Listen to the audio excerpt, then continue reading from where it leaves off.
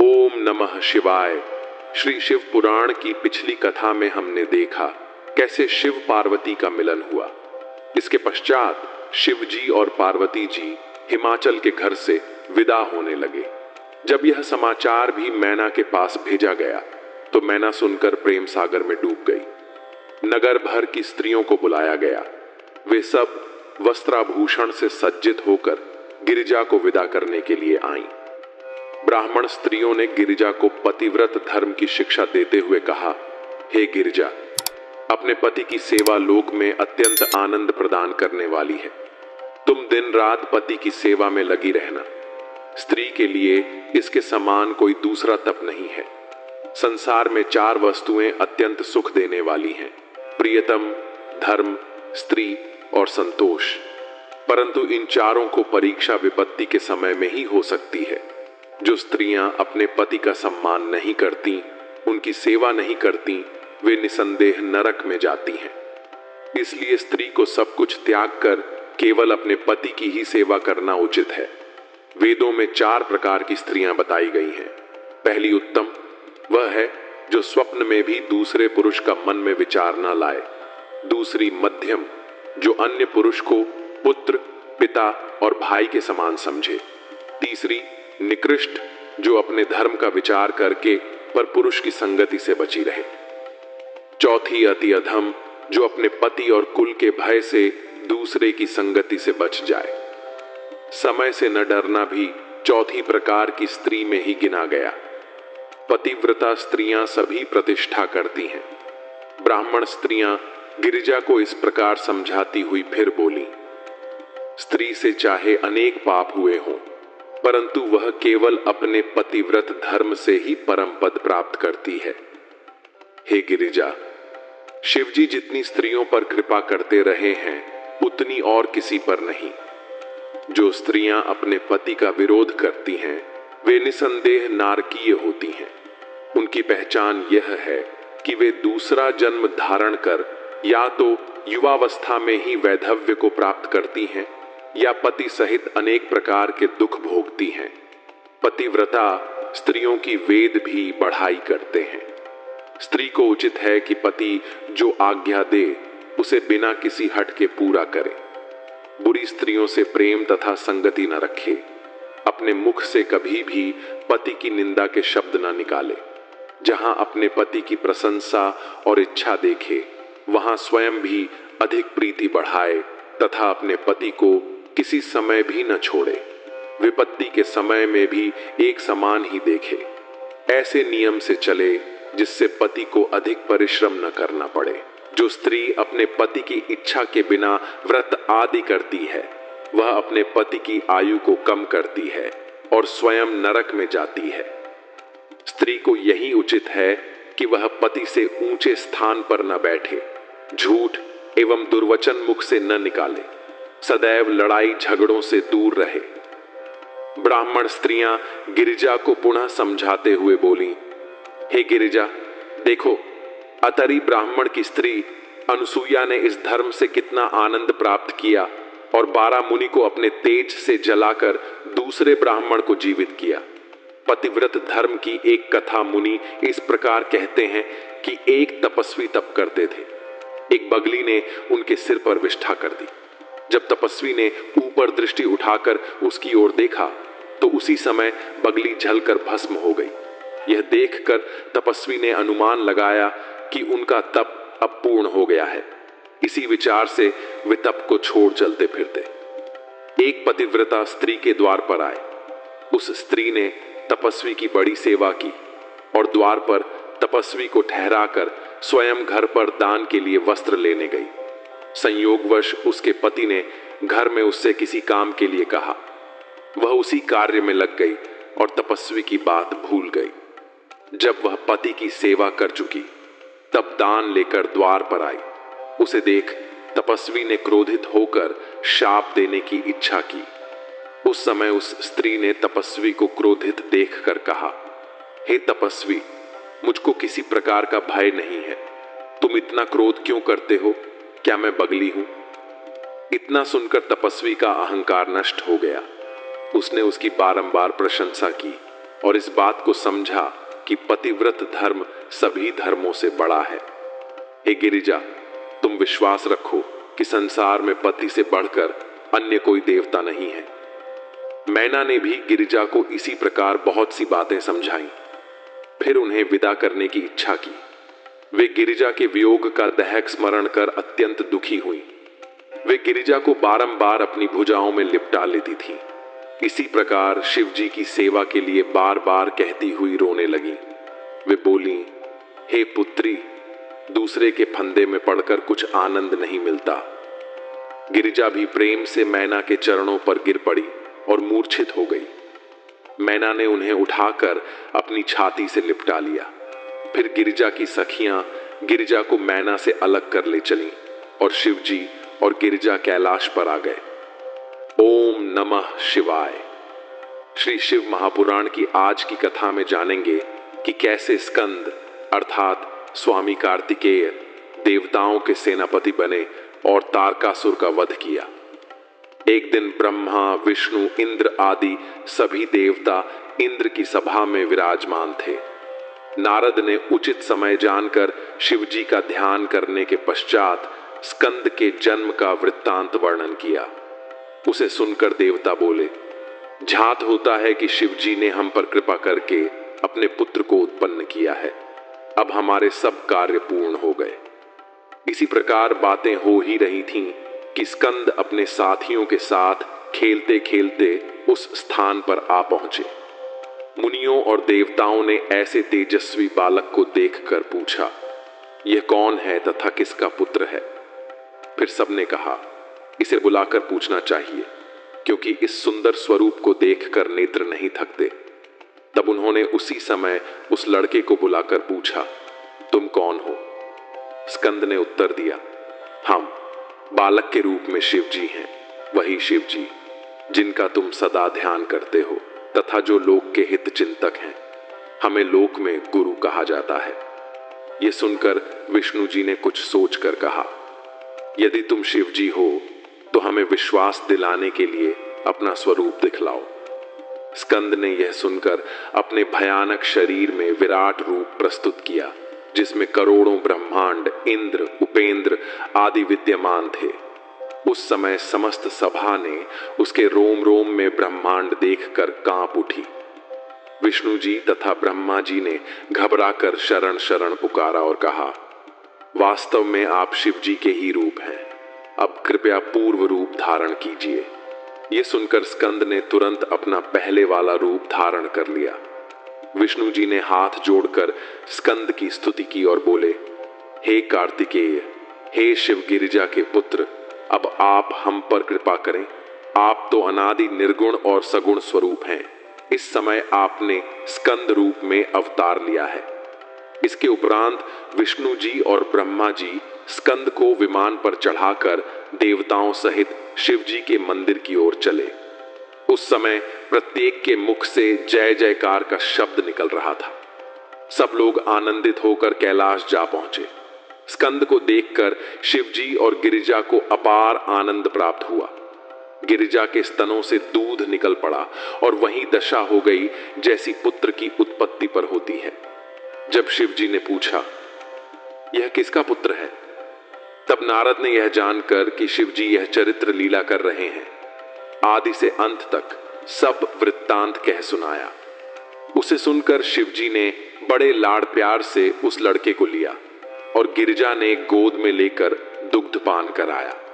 इस प्रकार शिव जी और गिरिजा दोनों अत्यंत प्रसन्न हुए।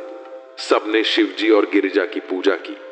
सर्वप्रथम विष्णु जी ने स्कंद का निराजन किया, फिर लक्ष्मी जी ने और तत्पश्चात ब्रह्मा जी ने भी अपनी पत्नी सहित पूजन किया। इस प्रकार समस्त देवता स्कंद का निराजन करते रहे। उस समय बड़ा उत्सव हुआ। सभी अपने मनोरथ पूर्ण होते देख जय जयकार करने लगे। स्कंद शिव जी की गोद में खेलने लगे।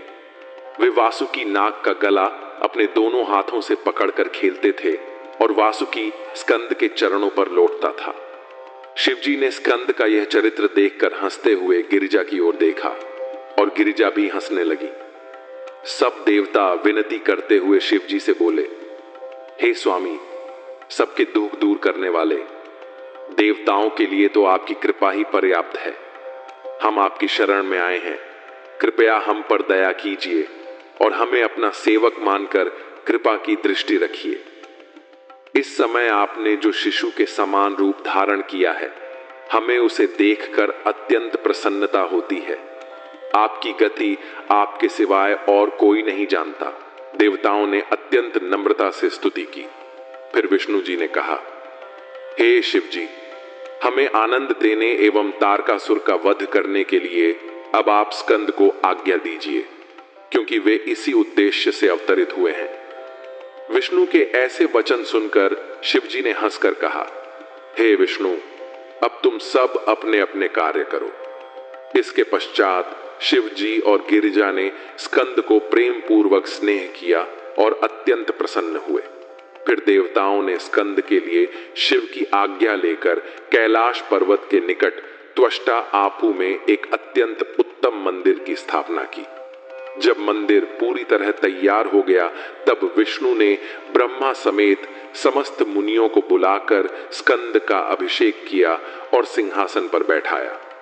विष्णु और अन्य देवताओं ने स्कंद को विश्व का और अपना स्वामी मानकर उनका राज्य अभिषेक किया और अनेक भेंटें दी। उसी समय शिव और गिरिजा भी वहां उपस्थित हुए। उन्होंने देवताओं की सभा को देखकर अत्यंत प्रसन्नता प्रकट की और अपनी समस्त सेना स्कंद को सौंप दी। गिरिजा ने युद्ध के लिए ऐसा कवच दिया जो शत्रुओं के समस्त प्रहार से रक्षा करे। विष्णु ने स्कंद को वैजयंती माला दी और एक पुष्पहार अपने हाथ से बनाकर उनके कंठ में डाला। वरुण ने एक बकरा भेंट किया। चारों ओर आनंद ही आनंद छा गया। तब देवताओं और मुनियों ने स्कंद की स्तुति कर निवेदन किया, स्वामी, हमारे ऊपर जो अनेक कष्ट हैं उन्हें आप दूर कीजिए।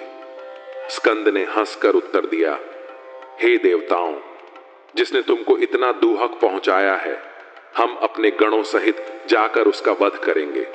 तुमने जो शिव जी की सेवा की है उसका फल तुम्हें अवश्य मिलेगा। अब तक जो कुछ हुआ है वह शिव जी की लीला ही समझो। शिव जी अपने भक्तों को सदैव आनंद प्रदान करते हैं, परंतु दुष्टों के लिए वे अत्यंत भयानक हैं। इस प्रकार स्कंद के मुख से शिवलीला का वर्णन सुनकर देवता अत्यंत प्रसन्न हुए और जय जयकार करने लगे। इसके पश्चात समस्त देवता सेना सहित सज्जित होकर स्कंद के साथ चले। शिवजी, गिरिजा और गणों के साथ कैलाश को लौट गए। उसी समय तारकासुर ने यह सुनकर और देवताओं के सब उपायों का परिणाम जानकर बड़े क्रोध से देवताओं पर आक्रमण किया। उसने चतुरंगी सेना सजाई और करोड़ों सैनिकों के साथ युद्ध हेतु निकला। उस समय युद्ध के नगाड़े बजने लगे। नारद ने तारकासुर के पास जाकर कहा, हे असुरराज, अब तुम्हारे लिए विपत्ति निकट आ गई है। देवताओं ने शिव जी की सेवा और भक्ति से तुम्हारा वध सुनिश्चित कर लिया है। नारद ने तारकासुर को आदि से अंत तक सारा वृत्तांत सुनाया और कहा, शिव जी को कल्प वृक्ष के समान समझो। वे सबको समान दृष्टि से देखते हैं और भक्ति तथा सेवा के अधीन रहते हैं। इसलिए अब तुम्हें उपाय करना चाहिए। यदि तुम विजय प्राप्त करना चाहते हो तो हमारी बात मानो और विवेक से कार्य करो, अन्यथा निश्चित ही तुम्हारा नाश होगा। परंतु मृत्यु के वशीभूत होकर तारकासुर ने इन बातों पर कोई ध्यान न दिया और हंसकर बोला, हे नारद, तुम विष्णु जी से कह दो कि जो भी वीरता से युद्ध करना चाहते हो करो, किसी भी प्रकार की कसर मत छोड़ना। तुम इस दूध पीते बच्चे को अपना अगुआ बनाकर युद्ध करना चाहते हो। इससे स्पष्ट होता है कि तुम अपनी मृत्यु की कामना कर रहे हो। तुम्हारी वीरता तो हम पहले भी देख चुके हैं। तुम दूसरों पर भरोसा करते हो, परंतु दूसरे के बल से विजय नहीं मिलती। तारकासुर के ऐसे गर्वपूर्ण वचन सुनकर नारद ने क्रोधित होकर उत्तर दिया, हे तारकासुर, अहंकार सदैव दुखदाई होता है। तुमने जिस मुचकुंद का वर्णन किया है वह शिव जी का परम भक्त है। शिव जी उसके सहायक हैं। जिस पर शिव जी कृपा करते हैं वह देवताओं, मुनियों और मनुष्यों से भी अधिक शक्तिशाली हो जाता है। तुम जिसे दूध पीता बालक समझते हो वह तो प्रलयंकारी शिव का ही स्वरूप है।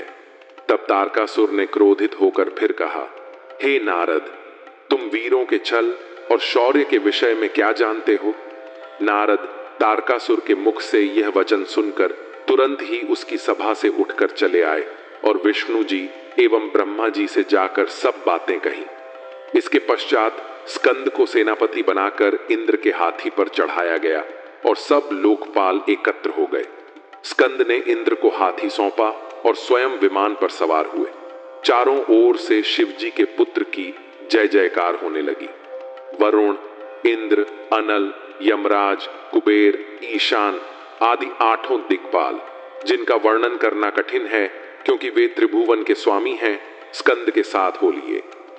पूरी सेना त्रिभुवनपति को आगे करके चली और स्कंद पर्वत से उतरकर अंतरदेश में स्थित हुई। फिर तारकासुर को युद्ध का संदेश भेजा गया। तारकासुर भी एक उत्तम विमान में छत्र और चंवर के साथ आरूढ़ होकर अपनी विशाल सेना सहित रणभूमि में आ पहुंचा। सेनाएं अंतरदेश में आ गईं। दोनों ओर से गढ़ी बनाई गई। पहली पंक्ति हाथियों की, दूसरी घोड़ों की, तीसरी रथों की और चौथी पैदल सैनिकों की थी। इस प्रकार सेना क्रम से सजाई गई। फिर देवताओं और दैत्यों के बीच घोर युद्ध आरंभ हुआ। दोनों ओर की चतुरंगी सेना नष्ट हो गई। थोड़ी ही देर में युद्ध भूमि सैनिकों के मृत शरीरों से भरकर अत्यंत भयानक हो गई। अनेक वीर पृथ्वी पर गिरकर मारो मारो चिल्लाते थे। तारकासुर स्वयं इंद्र से युद्ध करने लगा। अग्नि और संहार परस्पर युद्ध करने लगे। यमराज के साथ जंतुओं ने युद्ध किया। दोनों पक्ष अपनी अपनी विजय चाहते थे, पर कोई परास्त नहीं हुआ। तारकासुर ने बड़े वेग से इंद्र पर आक्रमण किया और उनके हृदय में सांग मारी, जिससे इंद्र हाथी से गिरकर पृथ्वी पर गिर पड़े। इसी प्रकार अन्य दिक्पाल भी दैत्यों से पराजित होकर भाग चले। कोई भी युद्ध में दैत्यों के सम्मुख टिक नहीं सका। यह देखकर मुचकुंद पृथ्वी से उठे, अत्यंत क्रोधित हुए और तारकासुर की आयु का विचार कर अपने धनुष को हाथ में लिया और ब्रह्मास्त्र चलाया। यह देखकर नारद ने उन्हें मना किया और कहा, हे मुचकुंद, यह तुम्हारे हाथों से नहीं मरेगा। इसकी मृत्यु मनुष्य के हाथ से नहीं है। इसे तो केवल स्कंद ही मार सकते हैं। जहां अपना कोई वश न चले वहां शांत रहना ही उत्तम है। यह कहकर नारद सब देवताओं सहित स्कंद की सेवा में पहुंचे और उनकी स्तुति करने लगे। देवताओं को ऐसा करते देख दैत्यों ने अत्यंत क्रोधित होकर बाणों की वर्षा की। तब वीरभद्र क्रोधावेश में युद्ध भूमि में उपस्थित हुए। वे अपने गणों को साथ लेकर युद्ध करने लगे। उन्होंने त्रिशूल लेकर तारकासुर के शरीर में मारा, जिससे वह धरती पर गिर पड़ा। तारकासुर उस आघात से अचेत हो गया। कुछ समय बाद जब चेतना लौटी तो उसने वीरभद्र पर सांग से आक्रमण किया। दोनों में घोर युद्ध हुआ। जब कोई भी परास्त न हुआ तब नारद ने वीरभद्र से कहा, हे वीरभद्र, हमारी बात मानिए और युद्ध बंद कर दीजिए। तारकासुर की मृत्यु आपके हाथों से नहीं हो सकती। जब शिव जी स्वयं उसके साथ युद्ध करेंगे तभी उसकी मृत्यु होगी। युद्ध भूमि की दशा देखकर तारकासुर महाक्रोधित हुआ। उसने 1 करोड़ हाथ निकालकर हाथी पर सवार होकर देवताओं की सेना में घुसपैठ की और असंख्य देवताओं को मार डाला। उसके हाथी ने भी सब हाथियों को मार डाला, जिससे सभी भयभीत होकर भागने लगे। इस प्रकार तारकासुर ने देवताओं पर विजय प्राप्त की। उसका तेज कोई सहन नहीं कर सका। यह देखकर विष्णु जी से रहा नहीं गया। उन्होंने चक्र उठाकर तारकासुर के साथ युद्ध किया और देवताओं को आनंदित किया। परंतु तारकासुर ने तीव्र बाणों की वर्षा कर देवताओं को पुनः भयभीत कर दिया। तब विष्णु जी ने क्रोधित होकर तारकासुर पर चक्र चलाया। पृथ्वी कांप उठी, परंतु चक्र उसके शरीर में जम नहीं पाया। तारकासुर की माया कोई नहीं जान सका।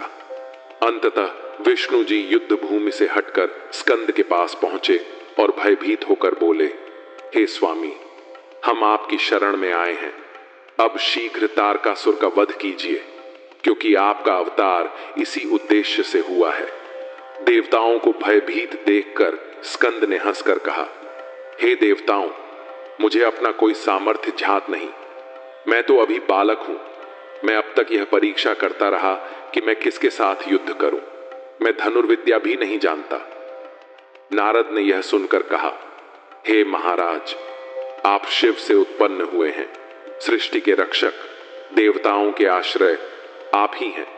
आप बालक, युवा या वृद्ध नहीं हैं। तारकासुर ने देवताओं को जीतकर उन्हें अपार दुख पहुंचाया है। अब आपको उसका वध शीघ्र करना चाहिए। स्कंद पहले हंसे, फिर क्रोधित हो गए। तब वे विमान छोड़कर अपनी शक्ति सहित पैदल ही तारकासुर की ओर दौड़े।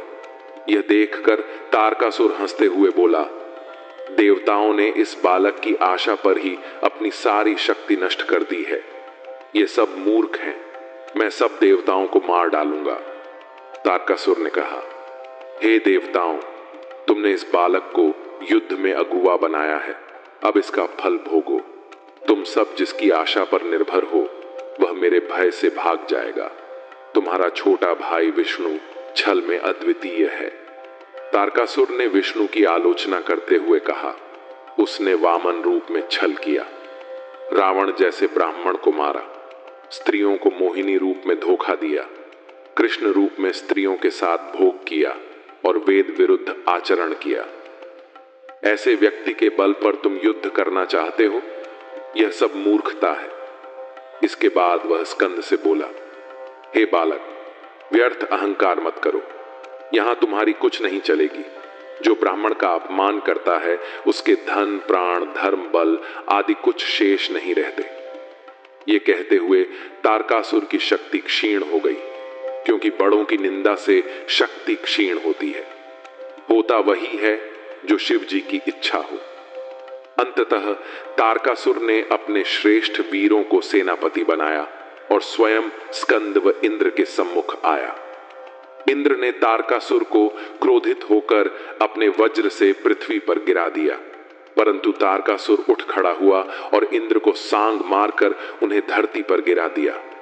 यह देखकर देवताओं की सेना में हाहाकार मच गया। तारकासुर ने इंद्र के पेट पर लात मारी और उनके हाथ से वज्र छीन लिया। फिर उसी वज्र से इंद्र पर आक्रमण किया। यह देख स्कंद को क्रोध आया। उन्होंने त्रिशूल उठाया और तारकासुर पर प्रहार किया। तारकासुर त्रिशूल का आघात सह न सका और आकाश में जाकर खड़ा हो गया। फिर उसने स्कंद पर आक्रमण किया, जिसके प्रहार से स्कंद घायल होकर पृथ्वी पर गिर पड़े। उन्होंने पुनः त्रिशूल अपने हाथ में ले लिया। वह त्रिशूल विद्युत की भांति चमक उठा तथा सभी दिशाएं प्रकाश से पूर्ण हो गईं। तब तारकासुर पुनः सांग लेकर स्कंद के सम्मुख खड़ा हुआ। उस समय देवताओं ने हर्ष ध्वनि की। फिर तारकासुर तथा स्कंद परस्पर युद्ध करने लगे।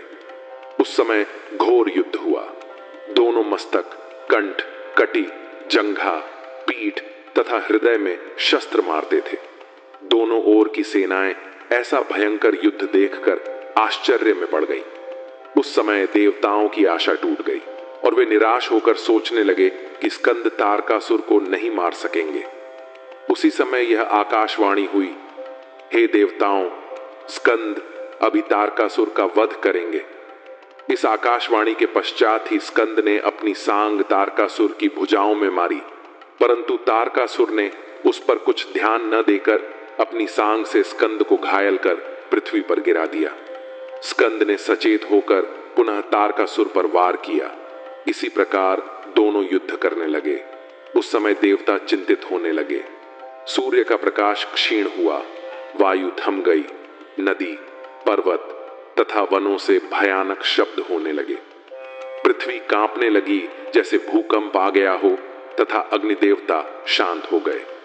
तब सबको इस प्रकार चिंतित तथा दुखी देखकर स्कंद बोले, हे देवताओं, तुम कोई चिंता मत करो। इसी प्रकार स्कंद ने सब देवताओं को सांत्वना देकर शिव गिरिजा का ध्यान किया तथा तारकासुर का वध करने को सांग अपने हाथ में उठाई।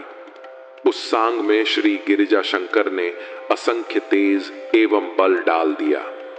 स्कंद ने क्रोधित होकर वह सांग तारकासुर के हृदय में मारी।